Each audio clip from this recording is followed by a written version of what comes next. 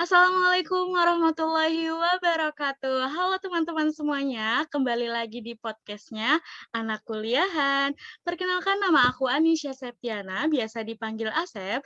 Aku di sini akan memandu diskusi podcast kali ini. Tetapi aku tidak sendiri nih, nanti aku akan ditemani oleh dua orang temanku untuk berdiskusi nih. Tapi sebelumnya aku mau nanya kabar dulu nih ke kalian. Apa kabar nih kalian hari ini? Semoga selalu semangat ya. Walaupun keadaan lagi tidak baik, kita tetap harus menjaga semangatnya. Nah, keadaan lagi tidak baik nih teman-teman, kita harus tetap jaga kesehatannya karena angka Covid bertambah dan PPKM pun sudah di titik darurat. Nah, yang harus kita lakukan saat ini yaitu tetap patuhi protokol kesehatan dan jangan lupa 3M-nya, menjaga jarak, mencuci tangan, dan memakai masker.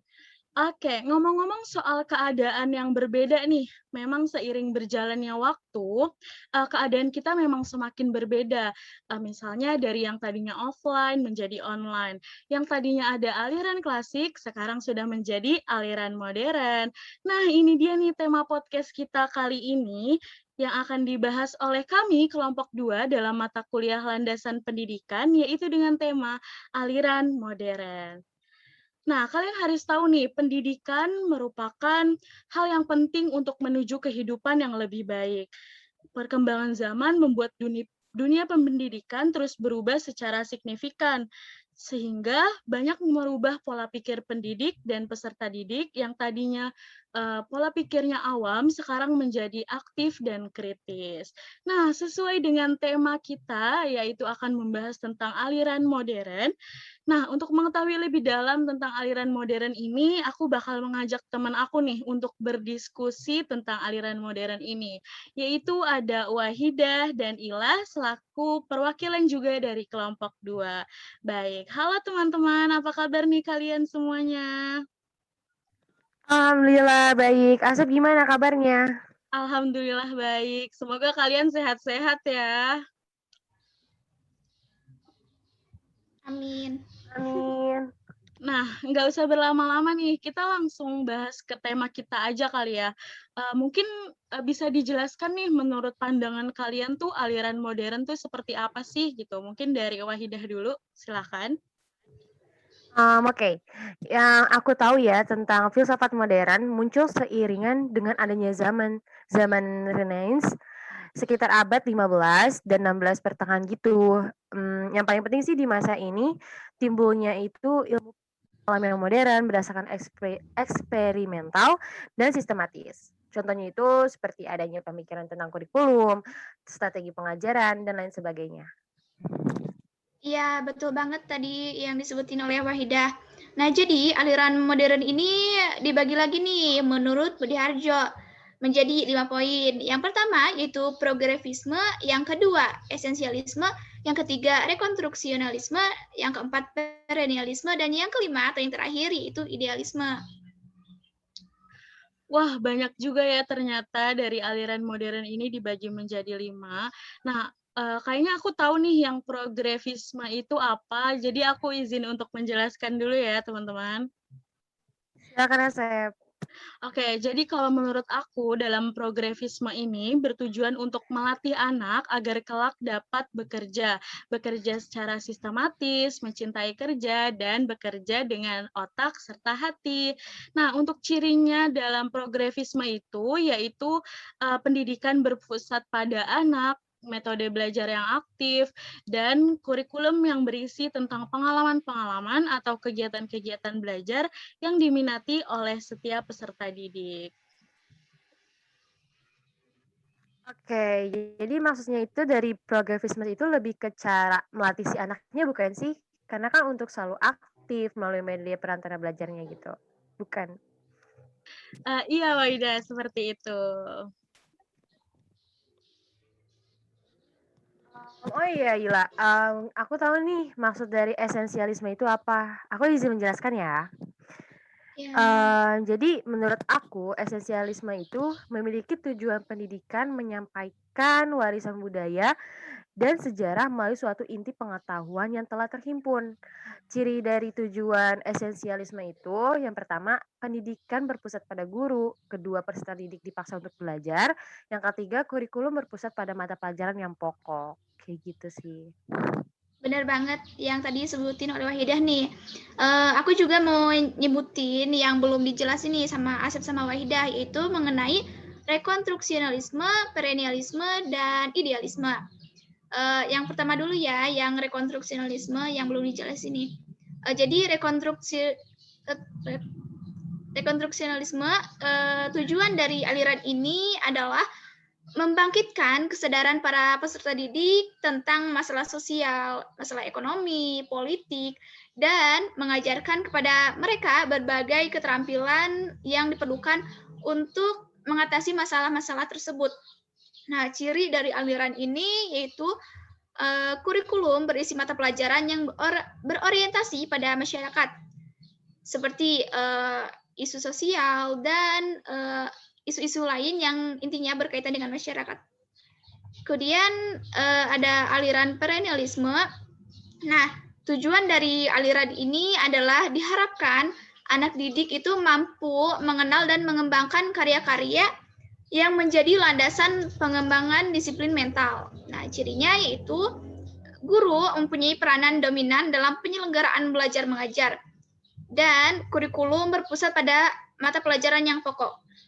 Dan yang terakhir nih ya, dari aliran modern ini itu idealisme. Tujuan dari aliran ini adalah agar anak didik memiliki kehidupan yang bermakna, memiliki kepribadian yang harmonis dan penuh warna, hidup bahagia, dan mampu memahami berbagai tekanan hidup. Ciri dari aliran ini yaitu pendidikan diajarkan berpusat pada idealisme. Pengajaran tidak sepenuhnya berpusat dari anak, materi pembelajaran atau masyarakat, tetapi berpusat dari idealisme itu sendiri. Seperti itu. Wah, keren banget ya, Kak. Banyak juga nih ternyata aliran modern ini dalam pendidikan gitu.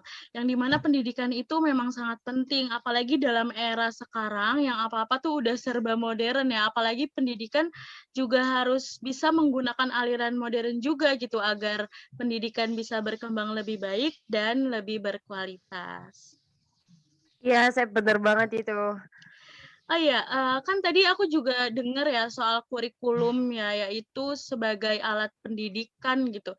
Nah, kalau ngomong-ngomong tentang kurikulum, aku inget yaitu ada kurikulum 2013 gitu.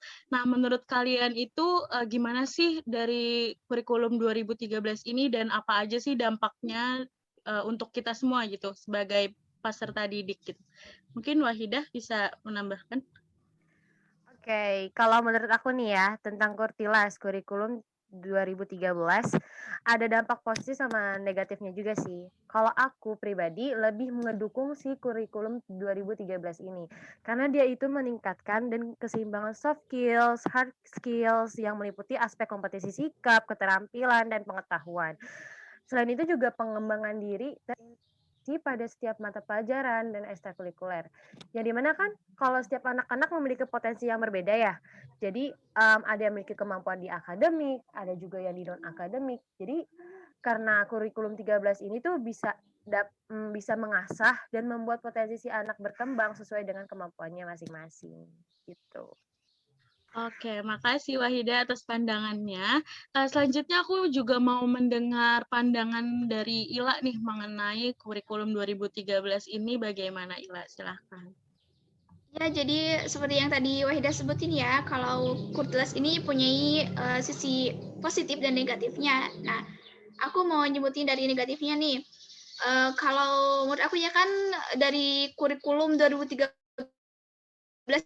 ini dari sejak awal tuh kayak dipaksakan gitu lah. Terus banyak permasalahan yang terjadi di lapangan juga gitu ya. Jadi kurikulum 13 ini emang dibuat untuk menggantikan KTSP gitu kan. Dalam penerapannya ini terdapat beberapa dampak yang terjadi. Karena penerapan K13 ini diwaktukan dalam waktu yang sangat singkat, yaitu dari mulai perancangan sampai diterapkan itu hanya menggunakan waktu 6 bulan. Sehingga K13 ini tidak melalui riset dan evaluasi yang mendalam. Sehingga berdampak nih, dampak negatifnya nih, itu guru menyalahgunakan kedudukannya atau fungsinya sebagai fasilitator dalam belajar. Kemudian memberatkan siswa karena jam pelajaran ditambah padahal siswa mempunyai batas maksimal waktu konsentrasi dalam belajar. Apalagi ya di Indonesia kan katanya kalau tingkat konsentrasi itu hanya sampai jam 10. Sedangkan di K13 ini sampai jam 3. Jadi kayak memberatkan banget gitu loh. Kemudian siswa tidak menguasai banyak materi dari guru. Jadi intinya di K13 ini ada pro dan kontra, ada dampak positif dan negatifnya gitu, Sep. Oke, karena udah ada dampak positif dan dampak negatifnya gitu ya. Aku sekarang mau netral aja nih. Aku lebih ke bener banget kalau sesuai fakta itu banyak banget guru yang menyalahgunakan profesi atau bahkan jabatannya gitu ya.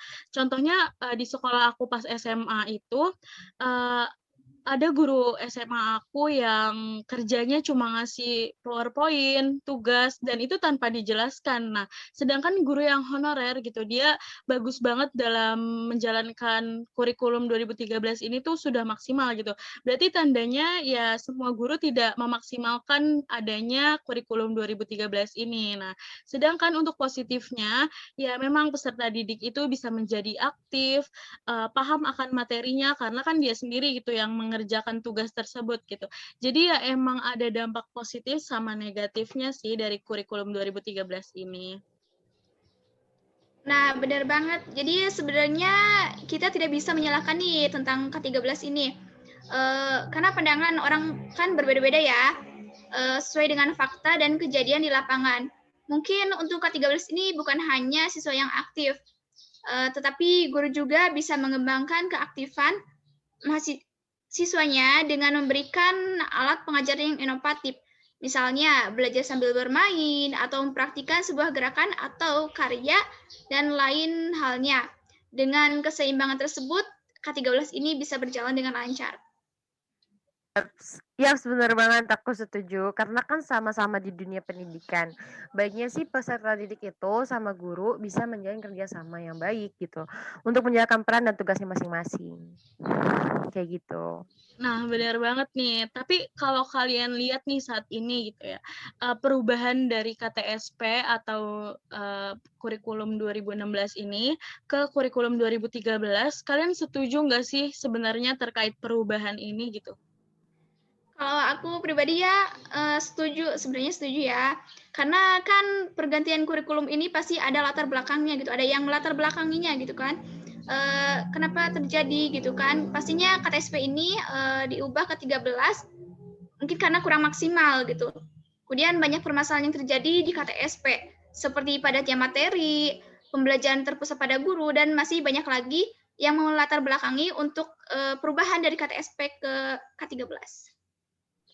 Aku juga sama kayak Ila, aku tuh juga setuju banget karena kan kurikulum 2013 ini sudah mengikuti konsep dan aliran modern nih, yang dimana kan sistem pembelajaran itu terpusat pada anak, sehingga kan peserta didik dapat aktif dan terus berinovasi gitu.